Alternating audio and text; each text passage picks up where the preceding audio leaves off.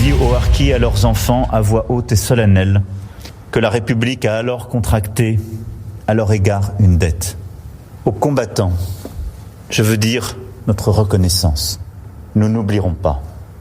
Aux combattants abandonnés, à leurs familles qui ont subi les camps, la prison, le déni, je demande pardon. Nous n'oublierons pas. Vous l'entendiez, ce lundi, Emmanuel Macron demandait pardon aux harkis. Et oui, alors que la France commémorera ce lundi 25 septembre la journée nationale d'hommage aux harkis, la France se rapproche encore un peu de la reconnaissance de sa responsabilité dans la souffrance de ces auxiliaires algériens de l'armée française. Ceux qui, pour rappel, se sont opposés aux indépendantistes pendant la guerre d'Algérie entre 1954 et 1962. Lundi, ce sont ainsi 300 personnes qui étaient invitées à l'Élysée, dont des harkis bien sûr, mais aussi leurs descendants et des responsables d'associations. À l'issue de cette rencontre, on a pu donc entendre le président de la République. Les harkis ont prêté leur force, ont versé leur sang pour la France, a-t-il notamment rappelé. Quand on insulte un harki, on insulte la France.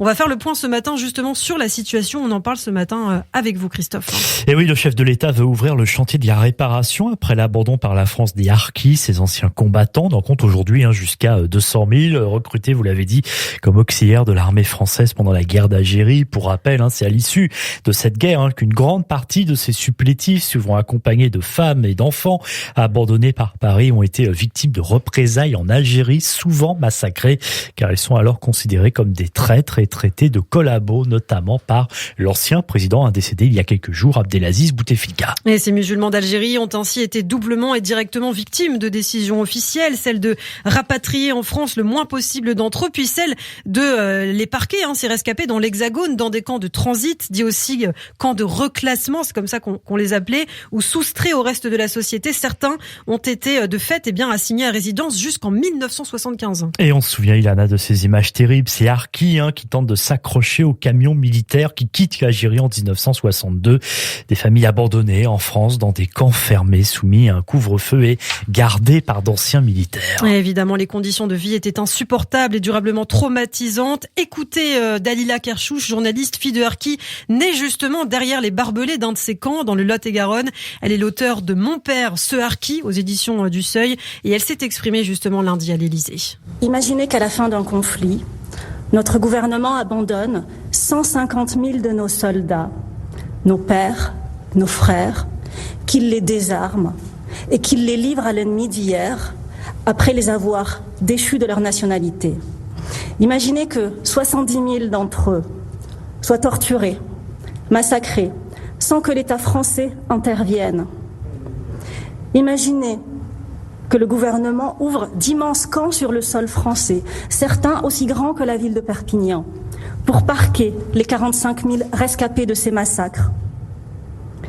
Imaginez ensuite que certains y restent pendant plus de 25 ans avec leurs femmes et leurs enfants. Ce n'est pas une dystopie, c'est la réalité. Ce sont les faits. Quand on remplace le mot harki par le mot français, ce qu'ils sont, on réalise que ce drame dépasse l'entendement. Le drame des harkis est irréparable. Commençons déjà par l'admettre. L'admettre, c'est reconnaître sa gravité. L'admettre, c'est reconnaître l'ignominie. Les harkis sont avant tout des Français victimes d'un terrible abus de confiance. À la fin de la guerre d'Algérie, ils ont été trahis par l'État français, puis effacés de la mémoire collective. Pire encore, leur fidélité à la France leur a été reprochée. Le gouvernement du général de Gaulle leur a fait porter sa culpabilité, celle qu'il n'a pas eu le courage d'assumer, tant il était englué dans sa mauvaise conscience coloniale.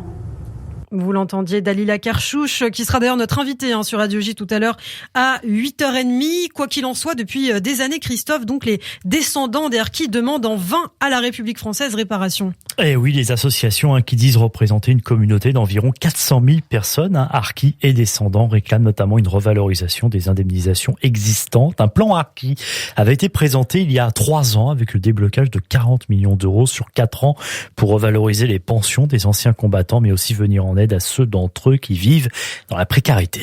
Mais les choses avancent lentement, on ne peut que le constater. En 2001 déjà, donc bien avant le premier plan Harkis, le président Jacques Chirac, suivi en 2006 de Nicolas Sarkozy et de François Hollande en 2016, avaient tous reconnu les responsabilités des gouvernements français dans l'abandon des Harkis. Écoutez.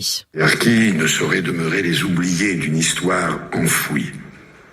Ils doivent désormais prendre toute leur place dans notre mémoire. À tous les Harkis envers lesquels la France a une dette, je dis au nom de la République que la France leur doit réparation.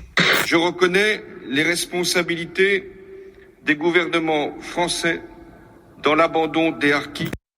On les entendait successivement, montage, ouais. À tour de rôle, les présidents de la République. C'est assez dingue.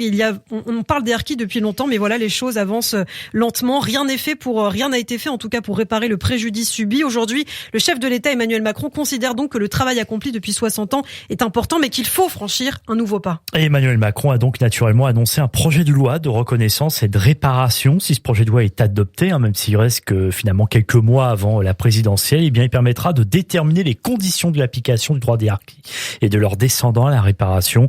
Une commission sera alors mise en place, dépendant de l'Office national des anciens combattants, afin de statuer sur les demandes de réparation. Et par ailleurs, le chef de l'État a également annoncé la création d'un fonds de réparation, justement doté de 300 millions d'euros.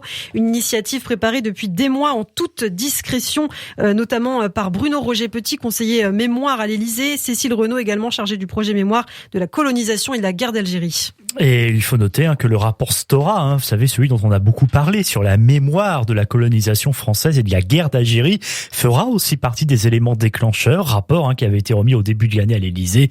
C'est sur le conseil de l'historien Benjamin Stora, le président avait écarté la piste d'une repentance générale du rôle de la France dans la guerre d'Algérie. En revanche, sur le sort des Harkis, il souhaite s'inscrire dans une stratégie de réconciliation, de cicatrisation des mémoires. Un geste qui n'est pas forcément non plus désintéressé. On peut se poser la question, Emmanuel Macron souhaite-t-il aussi peut-être obtenir des gestes réciproques du côté algérien, car reconnaître le drame des Harkis pourrait pousser Alger à admettre que la guerre d'indépendance a aussi été une guerre civile. Enfin, au-delà de ça, Emmanuel Macron, c'est aussi le plus jeune de tous les présidents que l'on vient d'entendre. D'ailleurs, Jacques Chirac, Nicolas Sarkozy, François Hollande, né près de 30 ans après la fin de la Seconde Guerre mondiale et 15 ans après la fin de la guerre d'Algérie. Emmanuel Macron est le seul vierge, entre guillemets, de toute mémoire historique personnelle. Reconnaître les fautes de la France et dire pardon, c'est certainement, Christophe, un exercice plus facile à faire pour lui que pour ses prédécesseurs qui ont vécu cette guerre de près. Et d'ailleurs, Emmanuel Macron compte bien être pionnier en la matière, car c'est pas terminé. Il entend encore participer à 2 journées mémorielles importantes.